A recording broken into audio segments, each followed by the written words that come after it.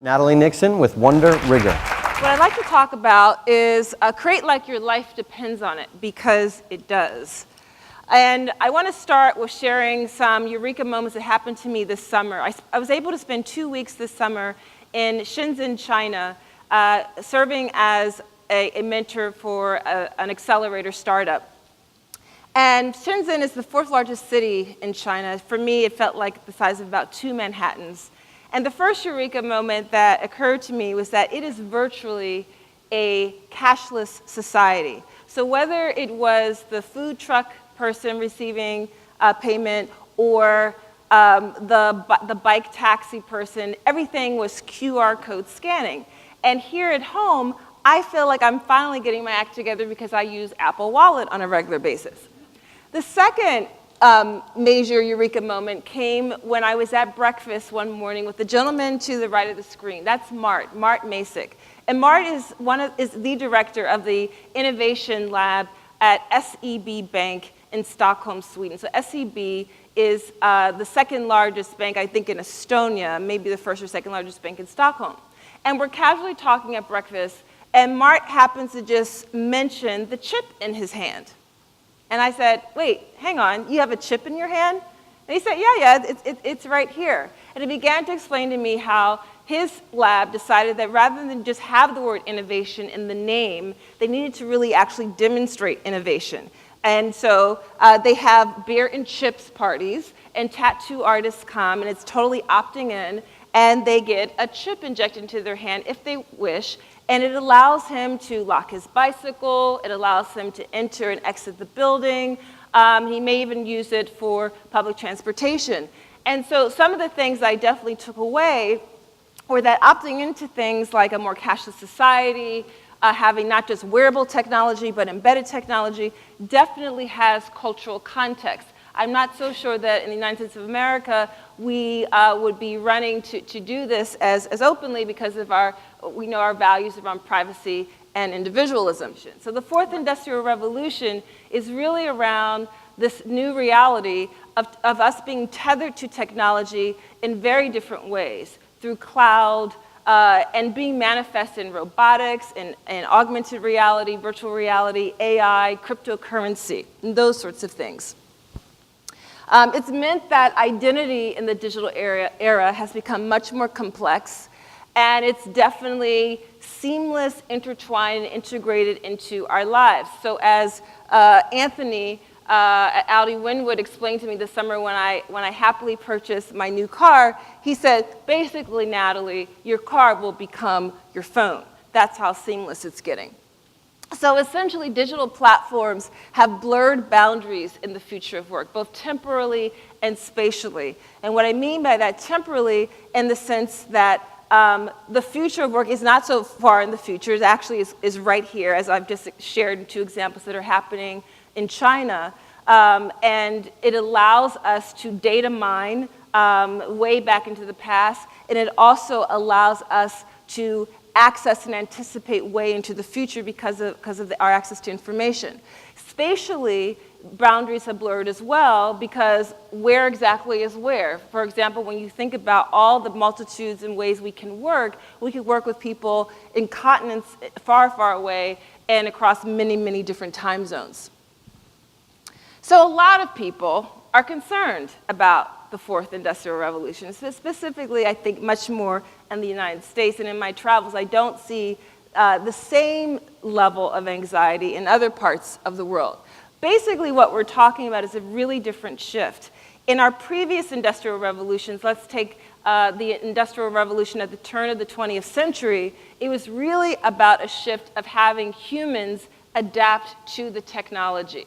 And then we got to the point of the technology almost being an appendage to humans. Now the opportunity is for the technology to adapt to humans and to amplify our lives. And I really like the way Galit Ariel has said it. She's a digital brand strategist, and she points out that the greatest purpose of tech is to serve humanity and create a better human experience. People want tech to elevate their reality, not replace it. Similarly, Shelley Palmer, who is a consultant and a musician, He has pointed out in this really cool article that PricewaterhouseCoopers publishes this magazine about artificial imagination.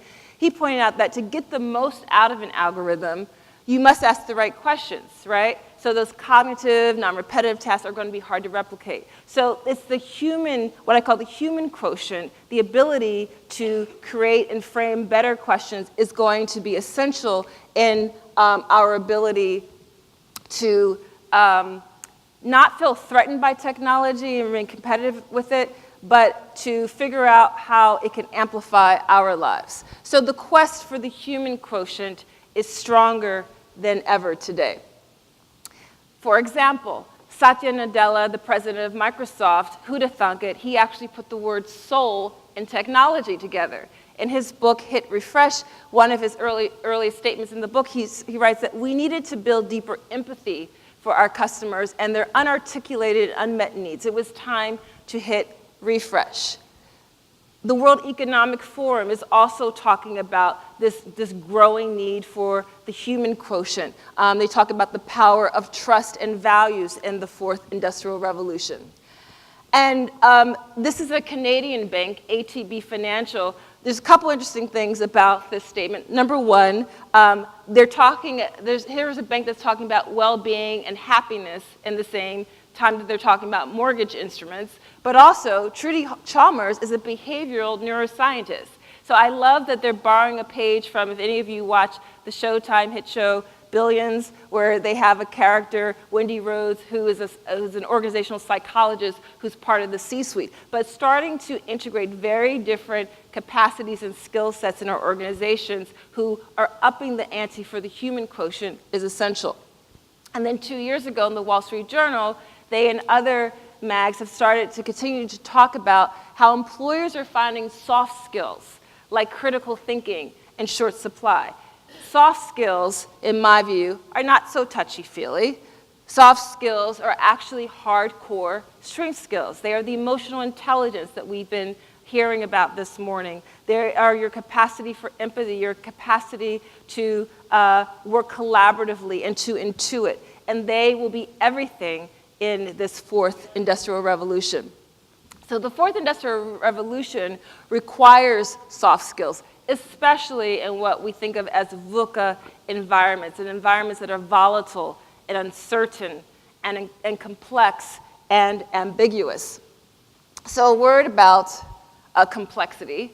Complexity is not new. So if we look at the ancient Bedouin people from the Middle East who, said, let's make a go of it in an incredibly changing environment, and they've managed to survive and live in an adaptive way with the desert for centuries. Even the ingenuity it took to build the pyramids, that was about complexity. Complexity just looks differently today in our urban areas. And humans, we are, by design, complex systems. So complexity is nothing new, and to be human is to be hardwired to be creative. My proposal is that we navigate and manage complexity with complexity, specifically with creativity, which I believe is a complex system. So I've been doodling, fiddling, and tinkering a lot with this idea about what is creativity.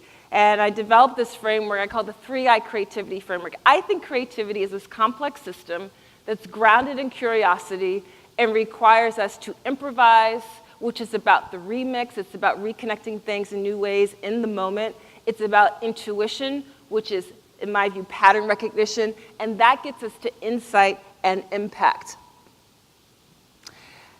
To nerd out a little bit, and I think there's a common theme among some of us on the stage this morning. We are self-affirmed nerds. Creativity is a complex system, and if we really want to understand complexity, we have to delve further back theoretically into chaos theory. So complexity is actually a chaotic system, and chaotic is a word that a gentleman named D. Hock made up. D was the founder of the Visa credit card company. And when he was given the task of forming Visa, he said, I don't want to form an organization with those traditional structures of boxes and arrows.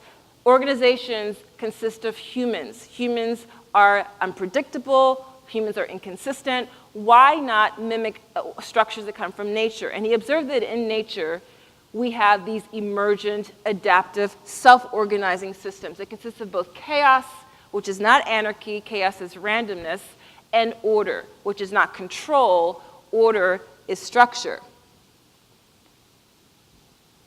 So we see chaotic systems in nature, the way the Amazon jungle has formed over time. We see it in the way our bodies heal. There are self-organizing adaptive systems if you skin your elbow. And we see chaotic systems in any kind of improvisational system, such as jazz, where there is the randomness of responding in the moment, that's the chaos, but there's also the order of knowing music theory and incessant practice. So around the time that I started learning about chaotic systems in my professional life, I started working a lot more with startup leaders and entrepreneurs. And I began to observe a pattern in the origin stories of startup leaders and entrepreneurs. Typically, there is this moment where a startup leader will say something like, "Something told me not to do the deal." Or something told me to work with her over him, even though her pedigree wasn't as sniffy. And I thought, what is that something? It wasn't something that we're teaching in business school, but to every successful entrepreneur, they referenced it. I decided that something is intuition. So going back to the framework of how I explain creativity, I decided to do a deeper dive into that component of it, of intuition. And I have a background in anthropology and fashion, and decided to do a miniature ethnography on intuitive leadership. And I thought to myself, if I wanted to do observational studies and have conversations with people who my assumption is they use a lot of intuition and pattern recognition in the work, with whom would I want to speak? And I decided I want to speak to chefs. I'd want to speak to DJs. I spoke to, for example, King Britt. I spoke to Dan Stern of R2L restaurant. I'd want to speak to first responders. And I definitely wanted to speak to dancers. I have a background in dance. Christine Cox of Ballet X gave me some of her time. And I ended up really lobbing on much more heavily to dancers. Because it turns out that dancers can teach us a ton about innovation. Here are 3 ways that they can teach us about innovation. Dancers are systems designers, especially dancer choreographers. And there is a difference between those who are skilled as dancers and those who are skilled as choreographers. They're 2 different events and 2 different practices and skill sets. But choreographers must have the ability to zoom in and zoom out and work at various levels of scale. The second observation about the ways that dancer choreographers problem solve, which was really interesting to me, is that they're kinesthetic, which means that they have to move and make in order to learn. It's not totally a mental exercise. Designers and a lot of other people work in the same way. But this need to move and make and tinker and play with the body as the instrument is critical. And the third piece, which was really interesting to me about the way dancers problem solve, is the intensive amount of discipline, which shows up on stage. And you just saw that before I started speaking, right? So there's this intensive amount of discipline, and the physical discipline is preceded by a mental discipline. But there's something else, because artists can be incredibly skillful in their technique, but it may not touch us, the observer, the participants in the audience, right? So there's something else, and that led me to this concept of wonder and rigor. Because I was also observing in my corporate client work as a strategist that there was this intensive amount of emphasis on rigor, on process, on procedure, on meetings, on check sheets, on checklists. I also saw it in my career, 16 years as a professor in higher education. But here's the thing, rigor cannot be sustained without wonder. And I was actually revisiting this structure of chaotic systems. So here again, chaotic systems was rearing its head. So here's what I mean by wonder. Wonder is about daydreaming and pretending and awe and pausing and curiosity. And the Jewish theologian and social activist Abraham Heschel was famous for having written that wonder, rather than doubt, is the root of all knowledge. So in our quest to innovate, in our quest to survive and navigate this fourth industrial revolution, it is essential that we give space and time for wonder. Simultaneously, we also have to value rigor.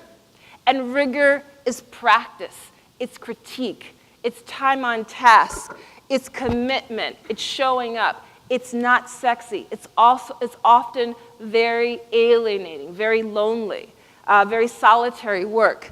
But here's what I think. This is what I've said. Rigor can't be sustained without wonder. And the corollary to that statement is that wonder is found in the midst of rigor, in the midst of doing those rigorous tasks that get us to the point of excellence. That's where we often can find rigor. I've been tinkering with this idea, and I've been experimenting with it with different organizations with which I work, and I've now moved to where I've developed a card game, and it's still at its prototype stage. I brought it with me if anyone's interested in checking out during a break, but it's really a creativity tool for business, and as it turns out, Wonder Rigor actually leads to really important business results. So there's business impact when we practice Wonder Rigor. For example, through Wonder Rigor and practicing it through this accessory or something like this game, there's an increase of inventiveness in people's mindset, which means that we have much more interesting business models, which reveal new market segments and better return on investment. Practicing Wonder Rigor in another way, in terms of its business impact, means that we are collaborating in a much more intentional way, which means that we have much more aligned strategic decision-making, greater efficiency in organizations, and costs go down. So there absolutely is a direct correlation between in the business case for Wonder Rigor. So the way I built out the Wonder Rigor card game was really through being inspired by Warren Berger, who is the author of a book which I love and highly recommend you read called A More Beautiful Question. And I was so inspired by this because his point is that asking questions is a way of thinking. Asking questions has become equivalent to ignorance, and so we fear asking questions. But as little people, that's how we grow and learn about our environment and society. So we've got to continually be asking questions. So I designed the card game to be a series of question prompts to really foster what I call inquiry-based leadership. So the design I credit to the awesome company Pixel Parlor, which is based right here in Fishtown in Philly. And here's an example. We start out with mindset cards just to kind of prime the pump of thinking in these more wondrous and rigorous ways. So here's an example of a mindset card as it aligns to wonder. The Japanese philosophy of wabi-sabi is all about the acceptance of transience and imperfection. How comfortable would you say you are with ambiguity? Share a time when you felt great uncertainty and flowed with it. Why did you take that approach? And what have you learned from that experience? And these are prompt questions that can be done in a team. They can also be done solo. The game then moves on to catalyst questions, which is to help you to start applying the Wonder Rigor to a task at hand. So thinking more specifically in your own work, in your own world, here's an example of a catalyst card for rigor. Who are your mentors and your models for rigor? What makes them excel at rigor? And the conversations that come through that. I've been, when I had my prototype version 1.1 about a year ago, I experimented with this with a group from IBM Design. I was able to share this out with a group here in Philly, a branding strategy company called Karma.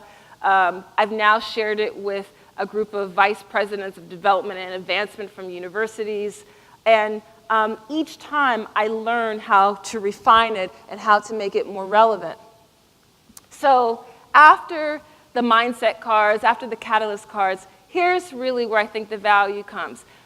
People are asked to identify a task at hand, a challenge that they're working on that they may feel a little stuck on, as a team, individually, and identify where present state on the Wonder Rigor 2x2 they land. Because as any good strategist, I make a bunch of 2x2s. So, and I'm going to go through each quadrant momentarily. But the goal is to figure out where present state, what's the method that I'm using to work through this problem? Am I working it through hacking through it? Am I working through it as a provocateur? Am I working through it to really do deep, detailed specialization work? And then identify what's your future state goal. How in the future do you want to be working through this task or challenge or problem? So as I'm concluding this, I just want to share what those 4 modes are of wonder and rigor. I'll start with the lower bottom quadrant where we're operating with tons of rigor and very little wonder. That's the specialized modality. And when you need to specialize, it's when you're ready to work in great detail, hone in on specificity, and you probably are a bit risk averse, or you don't need to really take on a lot of risk with a particular task or problem. If you're in the hacking mode and you need to hack, you are working with the knowledge and the resources that you have at hand, and you're working very quickly to problem solve. And underneath all of these are prompts and questions to help you to do these things. If you are in the provoke mode, or you need to provoke, it's when you want to blow up the status quo and you want to think incredibly audaciously and aspiraciously and work in that way. And then finally, in the invent modality, that's where you are integrating both market leadership and thought leadership, both intuition and strategy. And it's this integrative way of working that helps us to ebb and flow between each of these quadrants. The goal of Wonder Rigor is not to say, I am this type. This is not a personality profile, but it's a diagnostic tool to help build better teaming and even to help with hiring and recruiting. So to conclude, for me, what Wonder Rigor is really building out is that, and it's pointing out and revealing to me, is the 4 shifts that we have got to make in this 4th Industrial Revolution.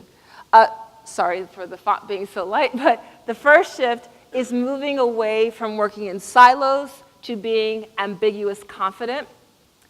The second shift is moving away to only being valued and self-identifying as a deep specialist, to what my friends Mickelson and Martin, the authors of a great book called The Neo-Generalist, call neo-generalism, which is a new sort of skill set, not being a T-shaped thinker, but more of a pie-shaped thinker, and almost a type of a polymath. The third shift is moving away from skill set to purpose, which we've also heard a lot about from speakers today. And finally, the 4th shift is to move away from only focus on procedure to being improvisational, because none of us wakes up every day with a script. That's just a mythology. So the future of work will require us to be more ambiguous confident, to connect as neo-generalists, lead with purpose, and work improvisationally. The future of work and learning, in my view, is about wonder and rigor. Thank you.